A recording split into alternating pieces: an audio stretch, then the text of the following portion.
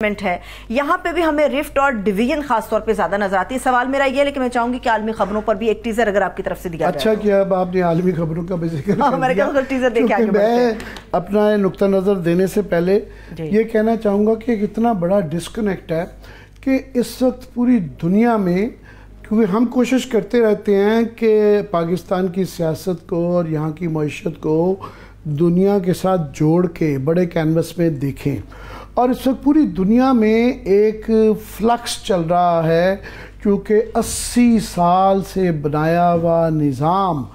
جو کہ پرانے ادارے جیسا کہ برٹن ووڈز، جس کے اندر یہ ورلڈ بینک، IMF وغیرہ آتا ہے، وہ فلکس میں ہے کہ انہوں نے رہنا ہے نہیں رہنا، نیٹو کی حیثیت کیا ہوگی، پھر ایک ورلڈ ٹریڈ آرگنائزیشن WTO کا ایک order, financial order, so economic اور پولیٹیکل آرڈر جو کہ امریکہ نے خود بنایا اور اس کے بعد اس کا سب سے بڑا بینیفیشری رہا، ایک دم اوور نائٹ انہوں نے ایک یو ٹرن مارا ہے، اور وہ جو فری ٹریڈ کے دائی تھے کہ لبرلزم ہونا چاہیے اور کوئی جو ہے نا ایک دوسرے کے متعلق جو بھی تجارت ہونی چاہیے کھلی ہونی چاہیے، وہ ایک دم سے پروٹیکشنسٹ بن گئے ہیں۔ پروٹیکشنسٹ یہ ہے کہ انہوں نے کہا جی ہم تو ساری دنیا کے اوپر ٹیرف لگائیں گے، ریسیپراسٹی میں لگائیں گے، اور 150% سے لے کے 100% بھی بڑھ جائے گا، اور ایون کہ اپنے جو کانٹریکٹ کیے ہوئے تھے، نیفٹا تھا فار ایگزامپل، کینیڈا اور میکسیکو، ان پہ بھی لگایا، اپنے ایلائز نیٹو کے جو ہیں UK پہ بھی 10%، 20% EU پہ، اور خاص طور پہ کیونکہ اصل تو وہ چائنا کے اوپر تھا، تو یہ لگا دیا ٹیکس۔ تو ساری دنیا پریشان ہے کہ اس کے ساتھ ڈیل کیسے کرنا ہے، اس کے ساتھ کیسے اس سے بچنا ہے، کیسے اس سے فائدہ اٹھانا ہے، تو ساروں کا ہے۔ اور پھر یہ ایک سوچ بچار ہو رہی ہے کہ یہ ٹرمپ نے ایسا کیا کیوں؟ کیا یہ اس کی بیڈنس ہے یا اس کے پیچھے ایک کوئی میتھڈ ان ہز بیڈنس ہے، اور وہ کیا وجوہات ہیں جس کی وجہ سے امریکہ یا ٹرمپ یہ کر رہے ہیں، اس کو سمجھنے کی بھی ضرورت ہے۔ یہ بحث چل رہی ہے، اور ہمارے جیسے ملک دیکھ رہے ہیں کہ ہمارے اوپر فار ایگزامپل 29% جو عائد کر دیا ہے ہمارے لیے، ہم کیونکہ ویسے ہی ہمارا فارن ایکسچینج کا مسئلہ رہتا ہے اور ہمارا سب سے بڑا ٹریڈنگ پارٹنر امریکہ ہے، تو ہمارے لیے یہ ایک ہماری بقا کا مسئلہ ہے، ایگزسٹینشلسٹ تھریٹ ہے کہ ہمارا جو ہے $3.5 بلین کا سرپلس ہے، ہم کوئی $5.5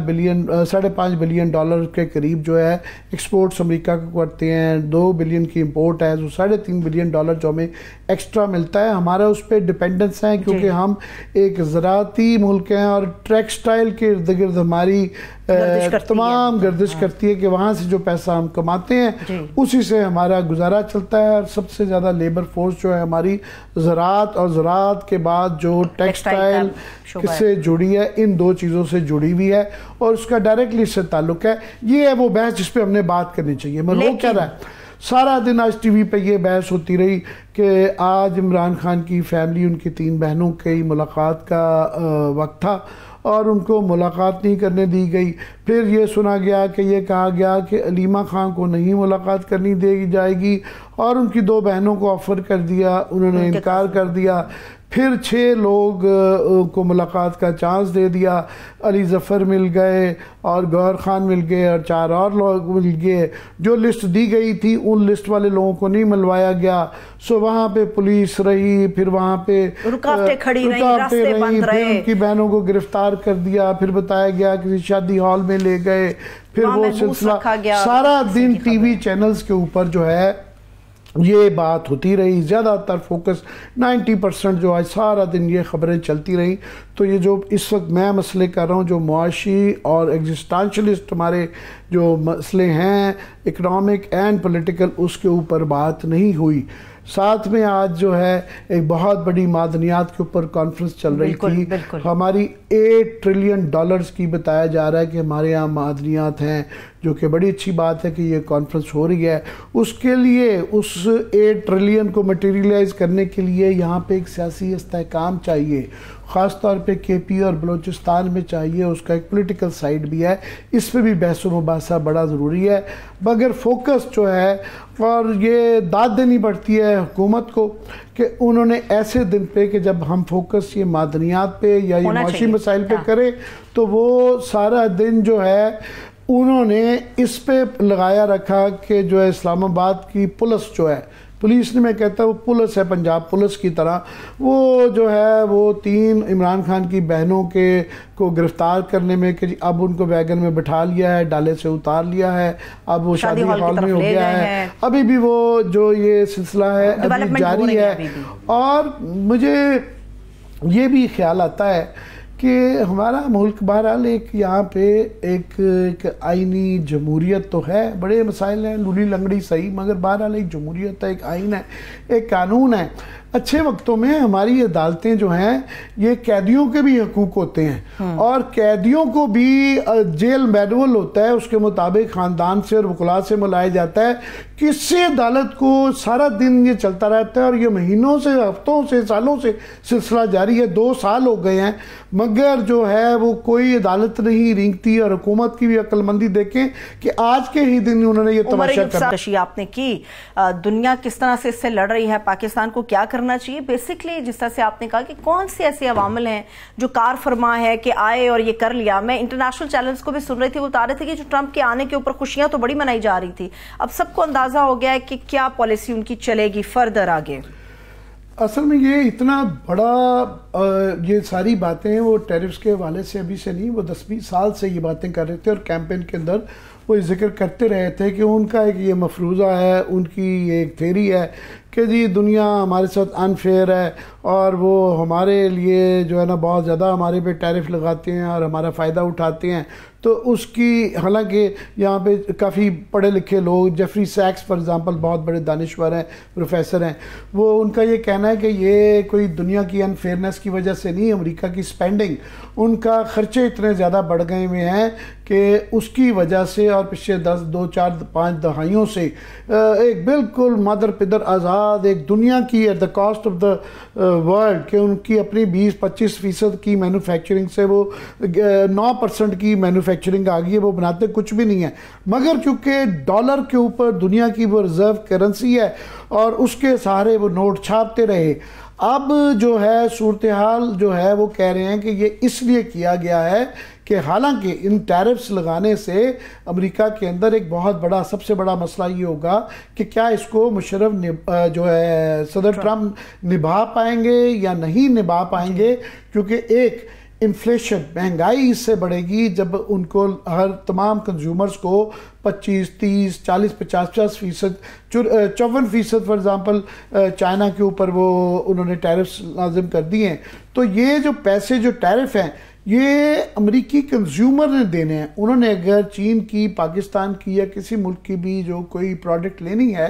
تو اس کو اگر پہلے فار ایگزامپل پاکستانی اگر کپڑا 100 روپے کا ملتا تھا تو وہ 129 روپے کا ملے گا، کیونکہ 29 یہ ہم نے نہیں دینا، انہوں نے دینا ہے۔ سو اس لیے اس کی وجہ سے مہنگائی اگر ایک حد سے زیادہ مہنگائی بڑھ گئی، لیٹ سے 5% سے زیادہ اس کی وجہ سے بڑھی، تو وہاں امریکہ میں بہت انریسٹ آ جائے گا، آلریڈی انریسٹ آ گیا ہے اور لوگ پریشان ہیں۔ دوسرا یہ کہ اس کے پیچھے ایک مفروضہ یہ ہے کہ اس سے وہ اپنی مینوفیکچرنگ بڑھانا چاہ رہے ہیں۔ ایک تو یہ کہ مینوفیکچرنگ بڑھتے بڑھتے کیا وہ بڑھے گی، نہیں بڑھے گی، اگر بڑھے گی بھی تو کئی سال